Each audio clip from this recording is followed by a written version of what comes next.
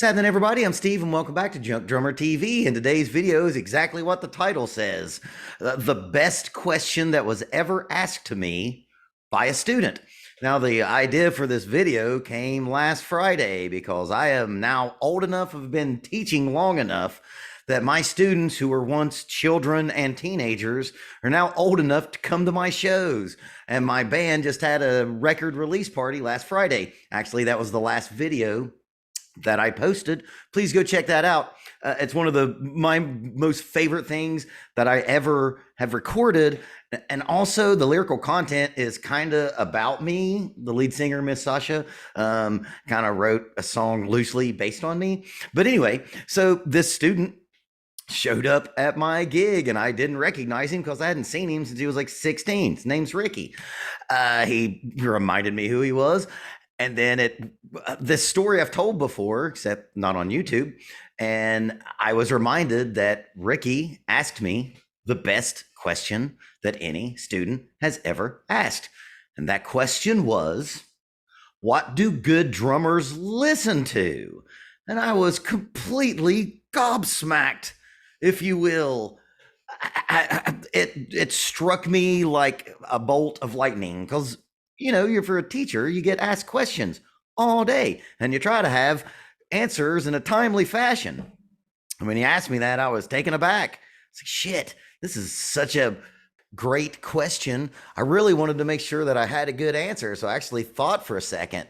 And I think it's an easy question to answer in the macro. Because I think that if you're a rock drummer, there's about 20, 25 drummers that we can all agree on, right?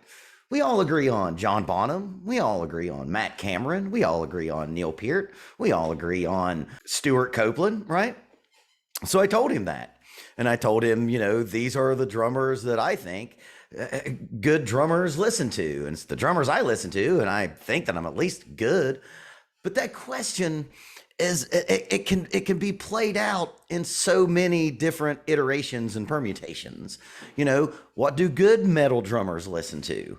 The thing is, good metal drummers probably listen to John Bonham too. What do good jazz drummers listen to? And I think this is an important thing when you're in your development of becoming a musician.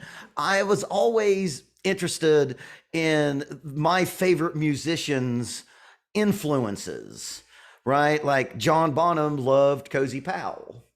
We know that Taylor Hawkins loves Roger Taylor. That's actually kind of hard to say. I think that when you become a fan of a group or an individual musician, no matter what the instrument, I think it's important to know what their influences are and find out how they got to where they were. And I've never been asked a better question. So, Ricky, I hope you enjoyed the show on Friday. We tried real hard. And I will always appreciate that question. I know from my standpoint, I became a David Bowie fan because I was in a band with two great musicians who always loved Bowie and talked very highly of him. And just at that point in my life, I hadn't come to Bowie yet. So I gave Bowie a first glance based on these great musicians who talked about him. And I became a fan, and they were right. So I think this isn't really this is going to be another kind of short video. I think it's very important to go those next layers when you like a band. Perfect example. If you like Nirvana, you know that they consistently in interviews at that time talked about how they got a big part of their style from the Pixies. And I think that was able to get the Pixies over a lot more than they actually were. Yes, children, Pixies did exist before Fight Club. I was a big Pixies fan before Fight Club. I know, but that's another great thing about, music and movies. It turns people on to bands that they probably should know about anyway. Jimmy Page once said in an interview that Little Feat was his favorite American band.